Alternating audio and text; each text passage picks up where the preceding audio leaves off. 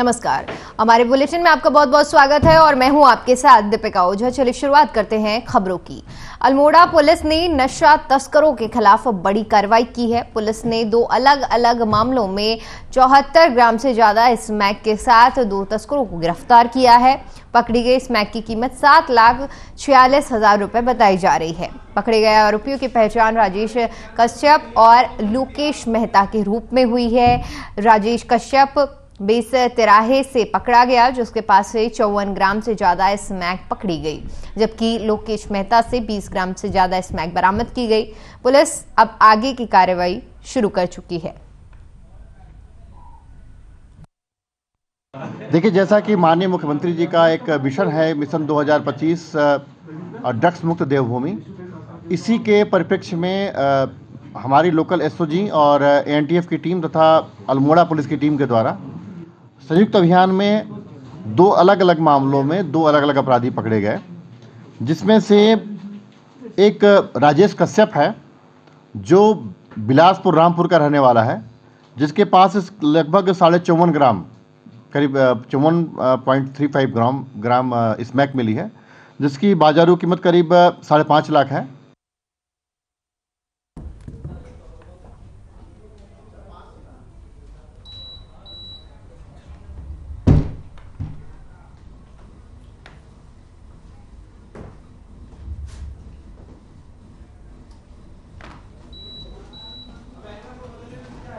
चलिए बढ़ते हैं अगली खबर की ओर, जो कि देहरादून से है, जहां उत्तराखंड में 2023 की 4 धाम यात्रा शुरू होने वाली है। बद्रीनाथ धाम कपाट खुलने की तारीख 26 जनवरी को बसंत पंचमी पर पंचांग गणना के पश्चात होगी, तो वहीं केदारनाथ के कपाट 18 फरवरी को श्री ओमकारेश्वर मंदिर में तय की जाएगी। आपको बता दें कि 22 अप्रैल को गंगोत्री मंदिर समिति और यमुनोत्री मंदिर समिति की ओर से दोनों धामों के कपाट खुलने की तिथि और समय की घोषणा की जाएगी।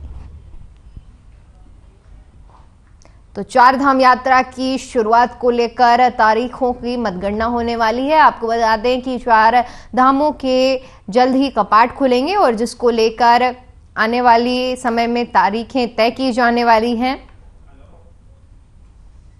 और बताते चले कि तारीखों को गणना के अनुसार निकाला जाएगा और जिसका आने वाले समय में ऐलान किया जाएगा। 4 धाम यात्रा की शुरुआत होगी, जिसकी तारीखों को लेकर गणना की जाएगी। आपको बता दें कि जल्द ही कपाट खोले जाएंगे। गंगोत्री यमुनोत्री मंदिर समिति तारीखों को तय करेगी।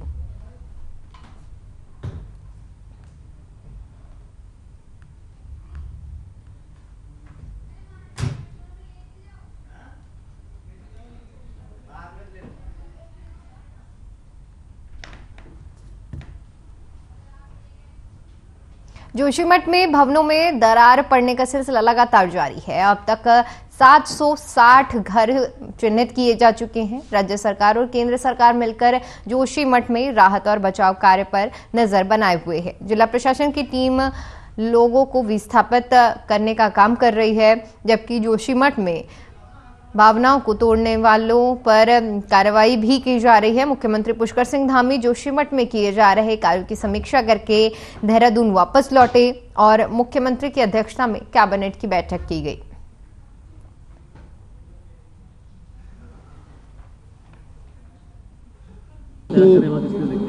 चूंकि जो प्रभावित क्षेत्र है और जो ज़्यादा प्रभावित लोग हैं, उन सभी को उस क्षेत्र से शिफ्ट कर रहे हैं और शिफ्ट किया गया है। लगभग 90 के आसपास परिवार होंगे जिनको शिफ्ट किया जा चुका है अभी तक, और जहाँ जहाँ भी लग रहा है कि उनको शिफ्ट करने की आवश्यकता, उनको शिफ्ट किया जा रहा है। और फौरी तौर पर अंतरिम राहत के रूप में 1.5 लाख रुपये की धनराशि देना वहाँ पर प्रारंभ कर दिया है। कल से ही प्रारंभ हो गई है और अभी किसी के मकानों को तोड़ा नहीं जा रहा है। आवश्यकता पड़ने पर उनको खाली करवाया जा रहा है। वहाँ पर सर्वे करने वाली टीम काम कर रही है।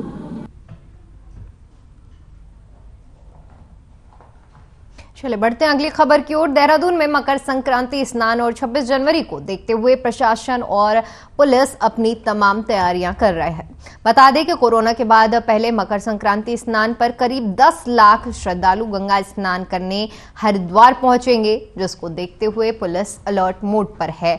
वहीं दूसरी ओर 26 जनवरी को देखते हुए प्रशासन ने पुख्ता इंतजाम किए हैं।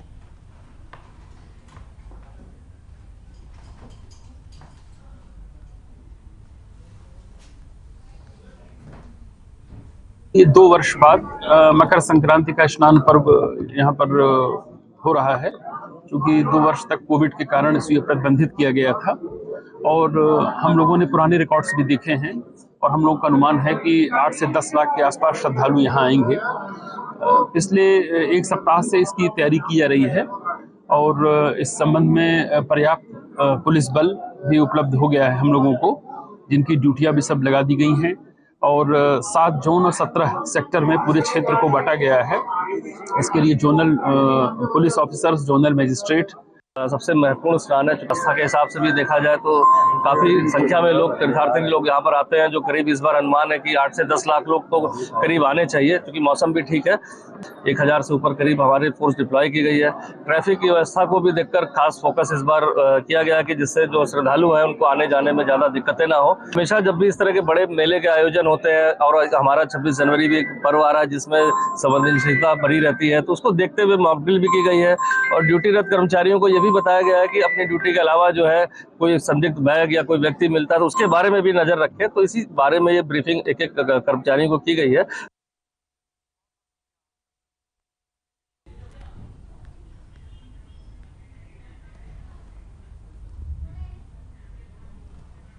बताते चलें कि मकर संक्रांति स्नान पर पुलिस प्रशासन अलर्ट मोड पर है। 26 जनवरी की तैयारियों को देखते हुए पुलिस प्रशासन ने पूरी तैयारियां कर ली है।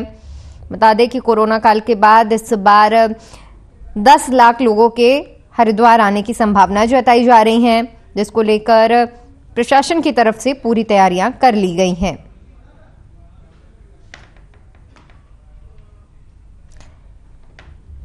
बात करें अगर मकर संक्रांति स्नान की, तो श्रद्धालु बड़ी संख्या में हरिद्वार मकर संक्रांति स्नान के लिए पहुंचेंगे और जिसको लेकर पुलिस प्रशासन की तरफ से हर तरह की तैयारियां की गई हैं। साथ ही साथ 26 जनवरी को लेकर भी पूरी तैयारियां कर ली गई हैं।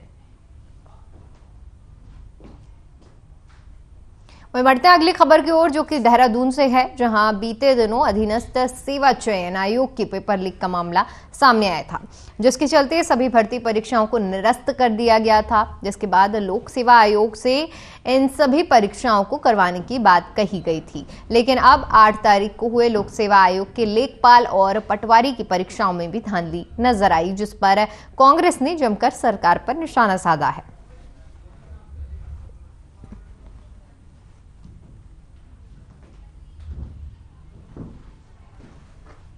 चयन आयोग ने जिस प्रकार बेरोजगारों के भविष्य को चकनाचूर किया था और बेरोजगारों की नौकरियां बेचे जाने के आरोप लगे थे और मुख्यमंत्री ने प्रदेश को भरोसा दिलाया था कि यूकेपीएससी के माध्यम से बेरोजगारों के सपनों को पूरा किया जाएगा, लेकिन यूकेपीएससी तो यूकेएसएससी से भी एक कदम आगे बढ़ करके बेरोजगारों के भविष्य के साथ खिलवाड़ करने वाला साबित हुआ। जिस तरह से पटवारी और लेखपाल की भर्तियां लीक हुई हैं, इससे लगता है कि सरकार का कोई रोड मैप नहीं है, सरकार की कोई इच्छा शक्ति नहीं है और सरकार के पास बेरोजगारों के भविष्य को संवारने के लिए कोई योजना नहीं है।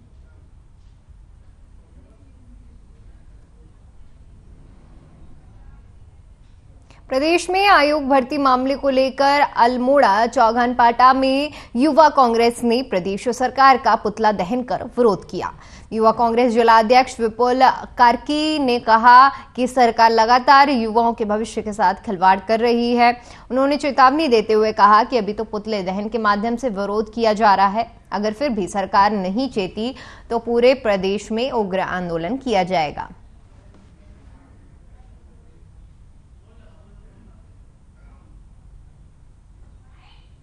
पटवारी की परीक्षा जो इस रविवार को हुई थी, मैं 4 दिन में इस धाकड़धामी सरकार ने कैसी धोखेबाजी करी है युवाओं के साथ और पेपर परीक्षा फिर से लीक हो गई है, जिससे सिर्फ साफ यह दर्शाता है कि इनको ना किसी नौकरी की पड़ी है, ना युवाओं के रोजगार की पड़ी है। इनको सिर्फ पैसा कमाने के लिए और अपनी जेबें भरने के लिए पड़ी है।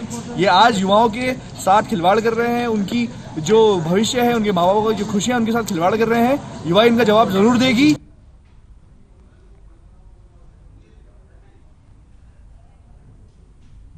उधर लेखपाल पटवारी परीक्षा पेपर लीक मामला अब तूल पकड़ता जा रहा है।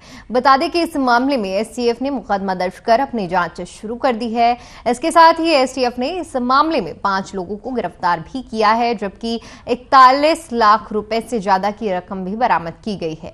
मुख्यमंत्री पुष्कर सिंह धामी ने पेपर लीक मामले पर कहा कि एसटीएफ ने आरोपियों को गिरफ्तार कर लिया है और जांच की जा रही है। जो भी दोषी होगा उसके खिलाफ सख्त से सख्त कार्रवाई की जाएगी।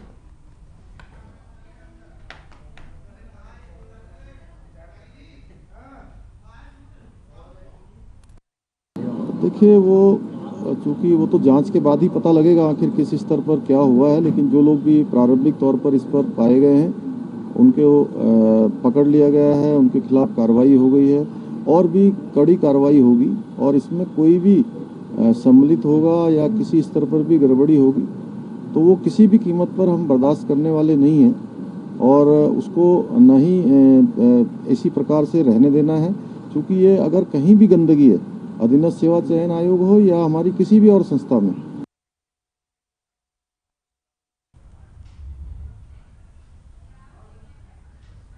उत्तराखंड अधीनस्थ सेवा चयन आयोग के बाद उत्तराखंड में एक बार फिर से 8 जनवरी रविवार को हुई पटवारी भर्ती में पेपर लीक होने का मामला सामने आते ही सियासत गर्मा गई है, जिसको लेकर सरकारों पर निशाना साधते हुए पूर्व कैबिनेट मंत्री डॉक्टर हरक सिंह रावत की बहू और कांग्रेस की पूर्व प्रत्याशी रही अनुकृति गोसाई ने कहा कि प्रदेश पूरे देश का हास्य का विषय बना हुआ है। उस पर प्रदेश में UKSSC को लेकर लोक सेवा आयोग के अंदर पटवारी लेखपाल परीक्षा तक को युवा भरोसा खो रहे हैं।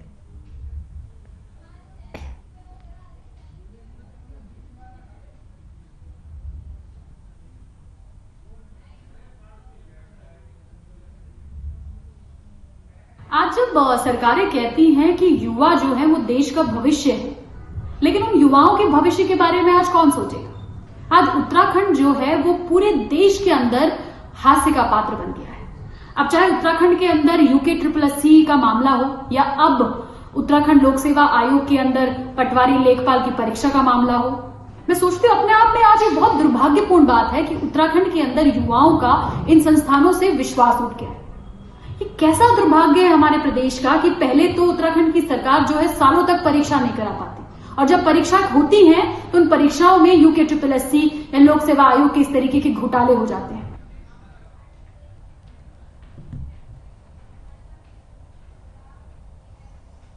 वहीं अगली खबर देहरादून से है, जहां लोक सेवा आयोग की लेखपाल भर्ती परीक्षा पेपर लीक मामले पर मुख्यमंत्री पुष्कर सिंह धामी ने बयान दिया है। इस दौरान उन्होंने कहा कि इस मामले में एसटीएफ ने 5 लोगों को गिरफ्तार किया है। इस पूरे मामले की जांच अभी भी जारी है। प्रदेश के युवाओं से धोखा करने वालों को किसी भी कीमत पर बख्शा नहीं जाएगा। साथ ही कहा कि जिस तरह से उत्तराखंड अधीनस्थ चयन सेवा आयोग भर्ती मामले पर कार्रवाई हुई है, नकल रोकने के लिए सख्त से सख्त कानून बनाने के लिए सरकार काम कर रही है।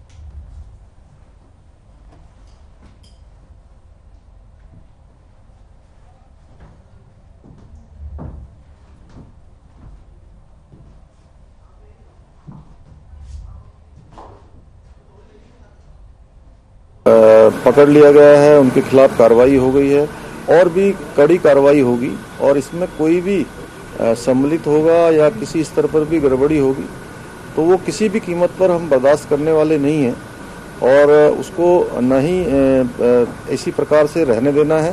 क्योंकि ये अगर कहीं भी गंदगी है, अधीनस्थ सेवा चयन आयोग हो या हमारी किसी भी और संस्था में, जहाँ भी हमारे बेटे बेटियों के भविष्य के साथ कहीं पर भी कोई गड़बड़ी होती है, कोई इस प्रकार की घटनाएं होती हैं, इस प्रकार का अपराध होता है, तो उस पर हम सख्त कार्रवाई करेंगे और कुछ फैसले आज हम लेने वाले भी।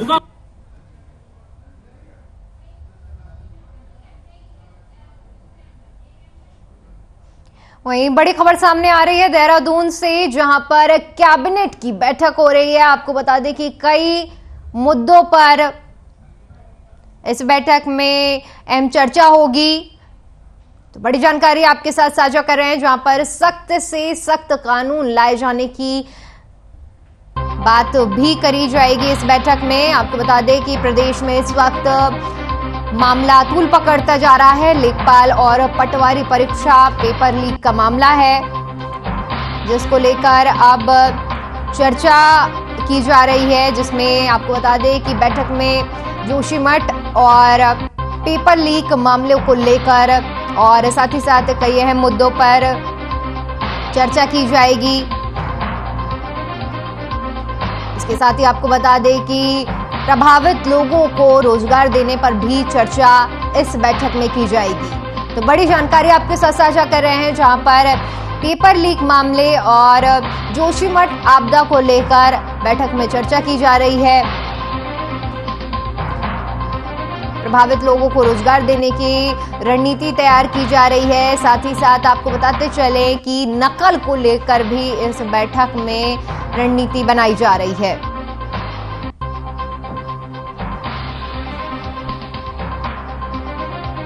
देहरादून से इस वक्त की बड़ी जानकारी आपके साथ साझा कर रहे हैं, जहां पर कैबिनेट की बैठक और इस बैठक में कई अहम मुद्दों पर चर्चा की गई।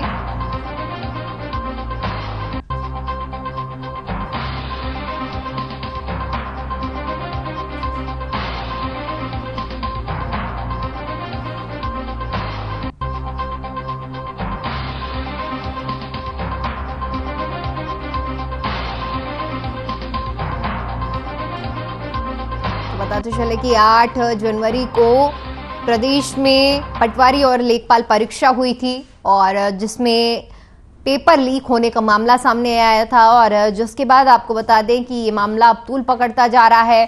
साथ ही साथ जोशीमठ भू धसाव जो आपदा आई है प्रदेश में, उसको लेकर भी बैठक में चर्चा हुई है, और आपको बता दें कि दोनों ही विषयों पर मंथन किया जा रहा है।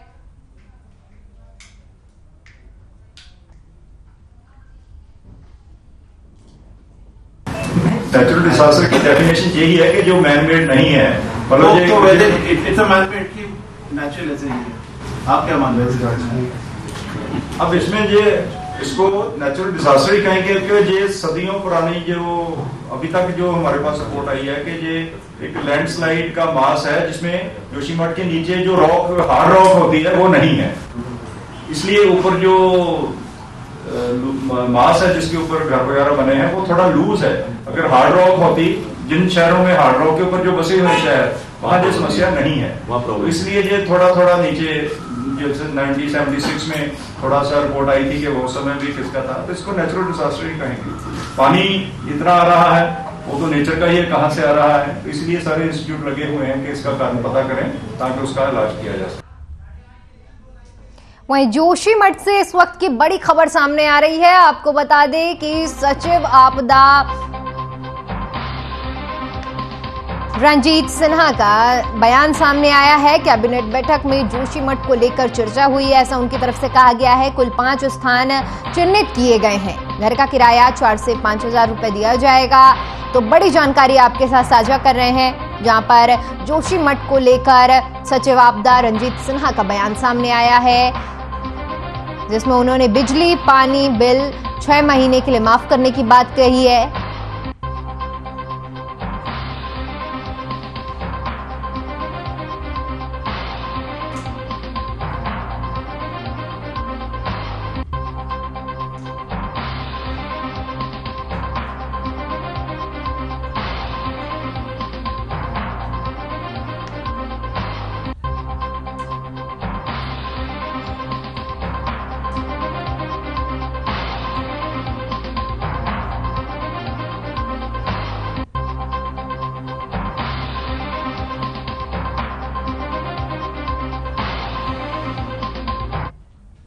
चलिए रुक करते हैं अगली खबर का, जो कि देहरादून से है, जहां जोशीमठ भू धसाव पर मुख्यमंत्री पुष्कर सिंह धामी का बयान सामने आया है।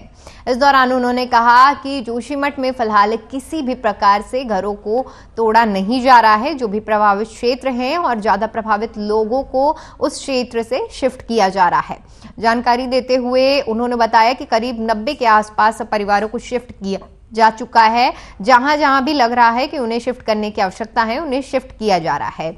साथ ही आपको बताते चले कि अंतरिम राहत के रूप में 1.5 लाख रुपए की राशि देनी शुरू कर दी गई है। प्राकृतिक आपदा है, लेकिन उसके बाद भी जो भी कार्रवाई उसके लिए की जा रही है, हम सारे फैसले ले रहे हैं, प्लान कर रहे हैं।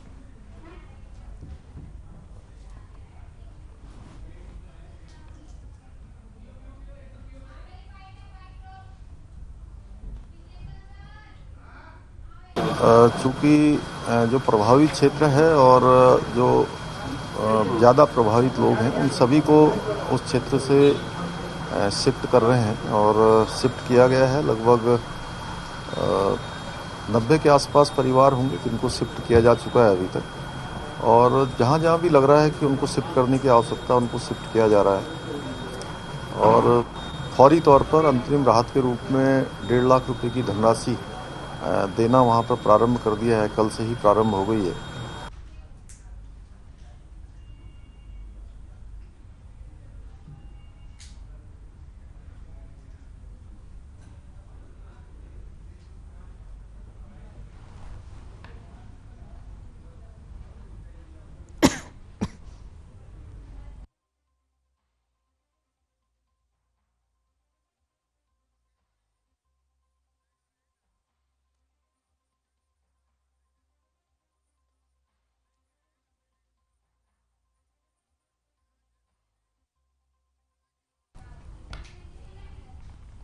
वहीं उत्तराखंड बीजेपी के प्रदेश प्रभारी दुष्यंत गौतम 2 दिवसीय दौरे पर अल्मोड़ा पहुंचे, जहां बीजेपी विधायकों, सांसदों और पदाधिकारियों ने उनका फूल मालाओं से स्वागत किया।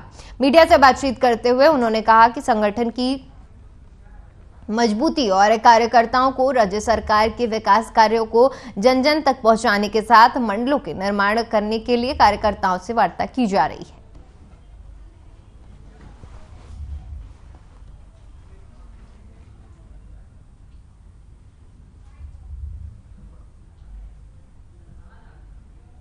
संगठनात्मक प्रवास है। कल हम नैनीताल जिले में थे, आज अल्मोड़ा में हैं, कल बागेश्वर होंगे। संगठन मजबूत हो और किस प्रकार से जो राज्य सरकार है और केंद्र सरकार है, उनके योजनाओं को जन जन तक पहुंचाया जाए, संगठन की इसमें बहुत बड़ी भूमिका होती है। ऐसे अनेकों अनेक कार्यक्रम राष्ट्रीय स्तर पर भी ले रखे हैं, प्रांत स्तर पर ले रखे हैं। जैसे अभी देश के प्रधानमंत्री परीक्षा पे चर्चा करने वाले हैं।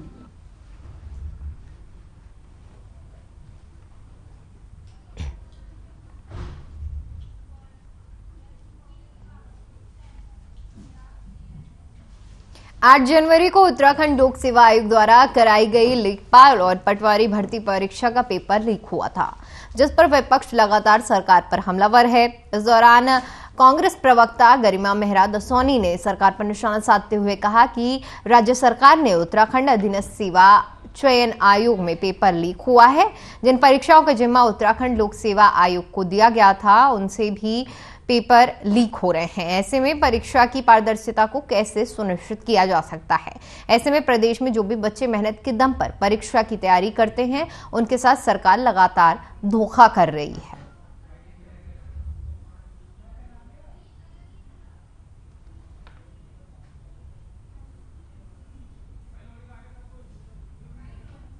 बहुत दुर्भाग्यपूर्ण है जिस तरह से उत्तराखंड के युवाओं के धैर्य का इम्तिहान धामी सरकार ले रही है।